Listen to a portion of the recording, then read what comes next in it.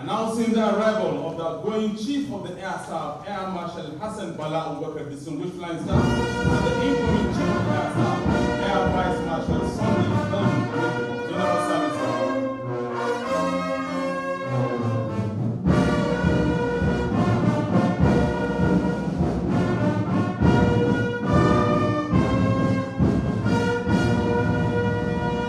It is time for General Salute.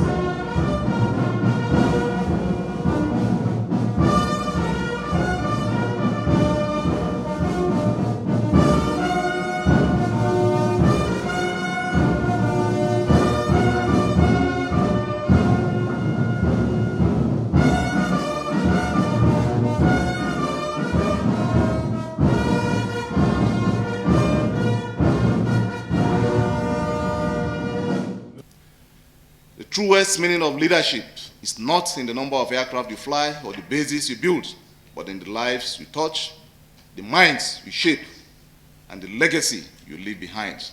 I therefore urge you, my comrade and brother, to sustain what works, refine what must improve, and boldly adapt to the realities of your time. Over the decades, one truth has guided me, and that is that leadership is not a privilege to enjoy, but a burden to bear. With integrity, humility, and courage, the Nigerian Air Force must remain a sanctuary of fairness and merit, where ethnicity yields to excellence and where competence is the only currency of advancement. Leadership often means making difficult choices. Some of mine were not popular, but they were necessary. In command, one must sometimes work alone to uphold what is right rather than yielding to convenience or applause. A message I will always have for future leaders is this: do not shy away from difficult. Do not retreat from the uncomfortable. Take ownership. Act decisively. Let integrity be your shield. For titles are transient, applause is momentary, and seasons inevitably change. But honor endures, and history will be kind to those who lead with character, courage, and conviction. I owe immense gratitude to the President and Commander-in-Chief of the Armed Forces for the trust reposed in me and the unwavering support given to the service. I salute the Honorable Minister of Defense, the Chief of Defense Staff, and my brother service chiefs for the synergy that defines our collective efforts. To my classmates of the 39 Regular Course, I extend my profound gratitude and deep respect. Together, we began this noble journey as young cadets, united by a common purpose and forged in the crucible of discipline, sacrifice, and service.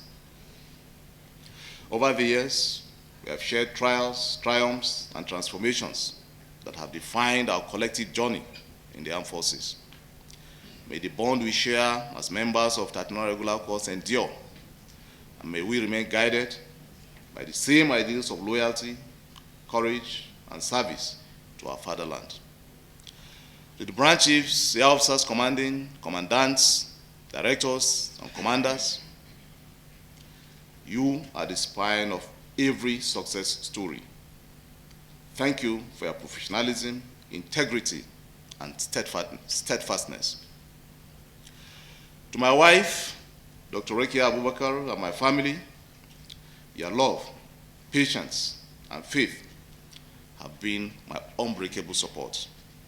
Behind every long night, every difficult decision, stood your quiet strength, and I thank you deeply. To our partners and allies, both local and international, thank you for walking this path with us. The story of our progress is incomplete without your contributions. As I take my leave, I do so with peace in my heart and faith in the enduring spirit of the Nigerian Air Force. I've seen your courage under fire, your innovation under pressure, and your compassion in victory. You are the soul of the service, and you will carry its flame into the future.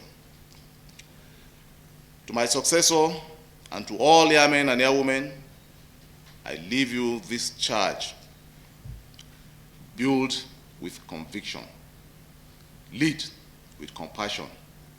Serve with courage.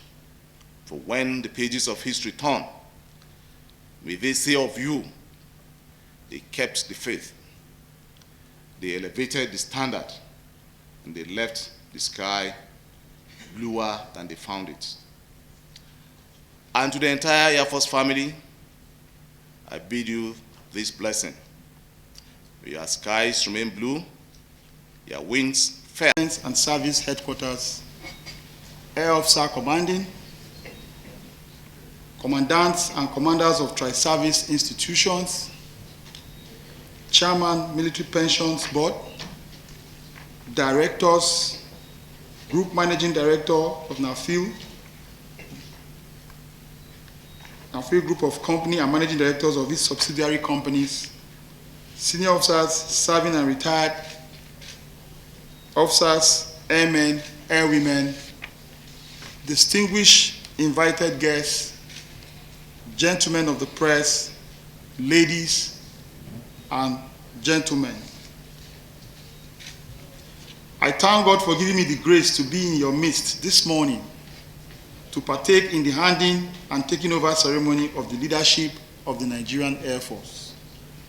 It is indeed an honor and privilege for me to step into the shoes of one of Nigerian Air Force's finest gentlemen, who is an astute leader and achiever par excellence.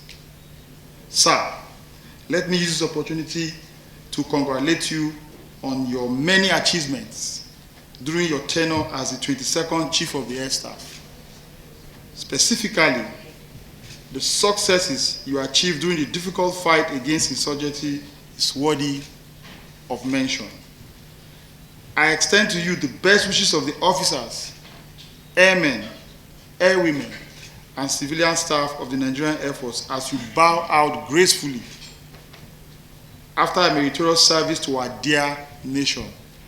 Thank you for your service. It is my belief that you will still have much more to offer in the service of our beloved country and the Nigerian Air Force. My appointment as the 23rd Chief of the Air Staff is both an honor and a humbling experience.